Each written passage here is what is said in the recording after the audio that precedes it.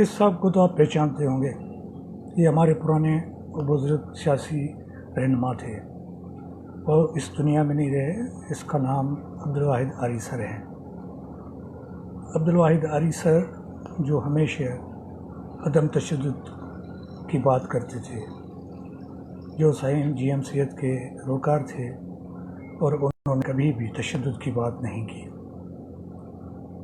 वो इस दुनिया में तो नहीं है, लेकिन उसके नाम से, जिस्कम आरी सर के नाम से एक तंजीम मौजूद है। कुछ दिन पहले फेडरल गवर्नमेंट ने जिस्कम आरी सर के साथ 3 तंजीमों पे पाबंदी आयद कर दी और ये भी नहीं बताया गया कि उनका क्या कसूर था। जिस्कम आरी सर के अलावा बाकी जिन 2 तंजीमों पे पाबंदी लागू की है, उनके बारे में तो कुछ नहीं कहा जा सकता।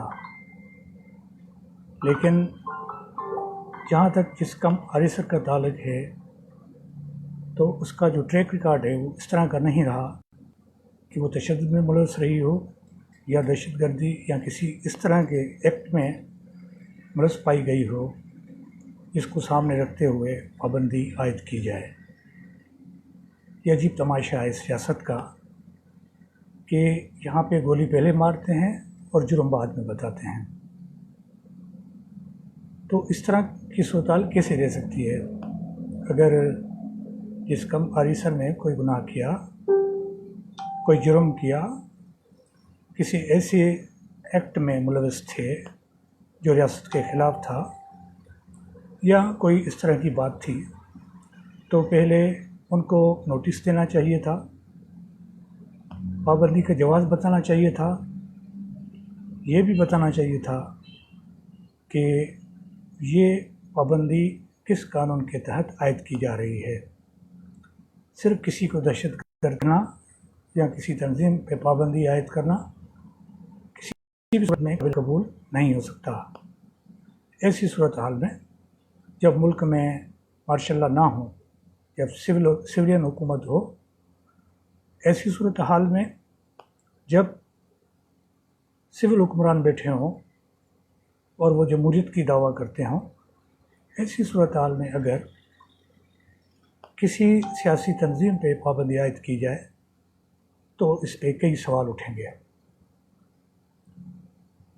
ये क्यों नहीं बताया गया कि जिस्कम आरी सर ने क्या गुनाह किया? मेरी ज़ाती उनके साथ कोई उनसियत हो या ना हो, लेकिन एक कानून पसंद शहरी, इस मुल्क के शहरी की हैसियत से ये मेरा हक बनता है कि मैं पूछूं रियासत से, जो रियासत जिसे कहते हैं कि ये माँ है, अगर ये माँ है तो वो अपने बच्चों के ख़िलाफ़ इस तरह के इक़दाम कैसे ले सकती है? ये किसी भी सूरत में काबिल कबूल कैसे हो सकता है कि किसी पे चार्ज फ्रेम किए बगैर, किसी पे इल्ज़ाम आयद किए बगैर उस पर पाबंदी आयद की जाए, उनको सियासी काम करने से रोका जाए? ये कैसे मुमकिन हो सकता है कि किसी तंजीम पे कोई इल्ज़ामात की फहरिस्त भी जारी नहीं की गई, रियासत की जानिब से कुछ नहीं बताया गया कि इस तंजीम पे पाबंदी क्यों आयद की गई?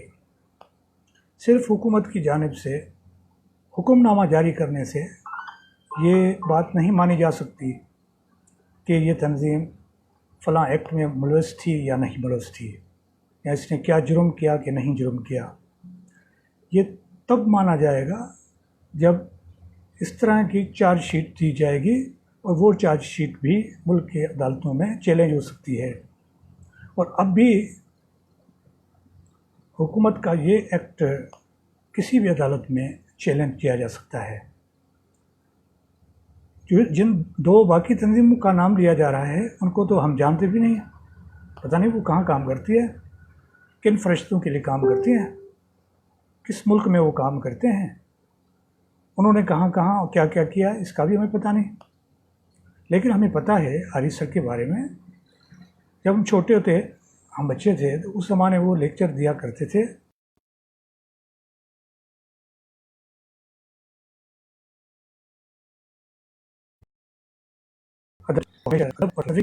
किया थे वो हमेशा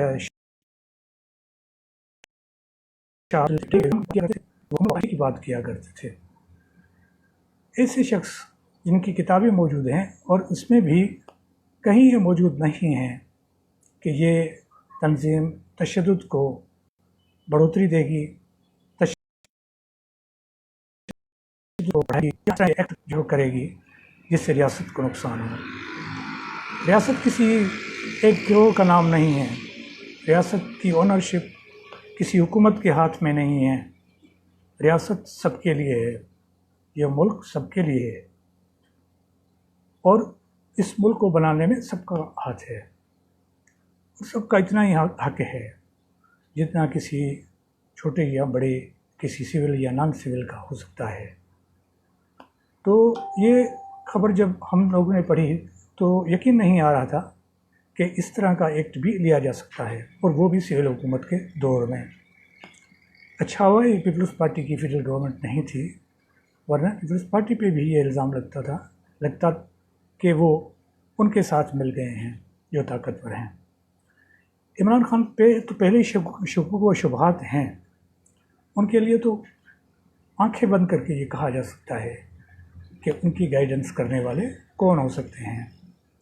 लेकिन जिस वज़ीर ने, जिस होम मिनिस्टर ने ये नोटिफिकेशन जारी किया है वो ख़ुद ताकदार है। उस पर मोहतरमा बेनज़ीर भुट्टो के कत्ल के इल्ज़ामात हैं। वो ख़ुद अपनी किताब में इस तरह के इल्ज़ामात लगा के गई थी, और वो उन्होंने पहले ही बताया था कि अगर मुझे कत्ल किया जाए तो उसमें कौन कौन मुलव्वस होगा।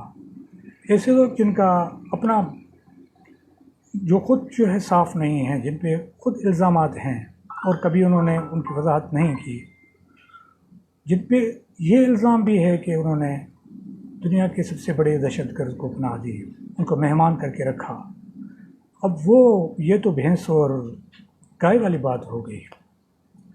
तो इस तरह के इक़दाम फजूल होते हैं और किसी भी सूरत में काबिल कबूल नहीं होते, क्योंकि जिस इक़दाम की जस्टिफिकेशन नहीं होती उसको कैसे कबूल कर सकता है। थैंक यू दोस्तों।